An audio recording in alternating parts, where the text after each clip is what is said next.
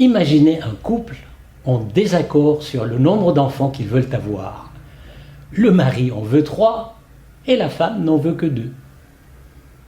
Que dites-vous si un médiateur leur propose un compromis à 2,5? Ceci vous paraîtra certainement non seulement insensé, mais ridicule, n'est-ce pas? Quand Salomon, face aux 2 mères qui se disputaient l'enfant, dit « je vais le couper en 2 », son objectif réel n'était pas de le faire, mais de détecter qui était la bonne mère.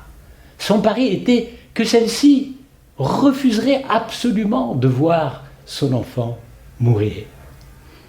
Malheureusement, confrontés à un désaccord, les négociateurs ont gardé en tête et n'ont cesse de viser des compromis consistant à couper la poire en 2. Le but étant de lâcher le moins possible de leur côté et faire en sorte que ce soit l'autre qui fasse le plus de concessions. Dans les négociations commerciales, on appelle ça faire un effort.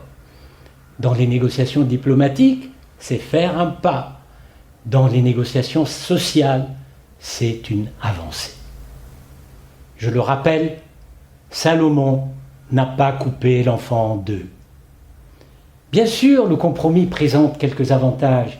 Il est facile à concevoir, il est rapide à trouver. Et si les enjeux sont limités, pourquoi pas?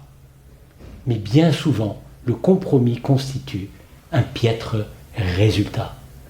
Sans compter qu'il ne nécessite aucune intelligence particulière pour le trouver, et il est à la portée de n'importe quel marchand ambulant dans n'importe quel souk. Chercher un accord à partir des positions est pour moi une erreur. Et la question que je pose ici, c'est s'il est possible de faire mieux, n'est-il pas dommage d'en rester là? Avec le Centre européen de la négociation, venez découvrir comment il est possible d'inventer des solutions nouvelles et créatives pour optimiser vos accords.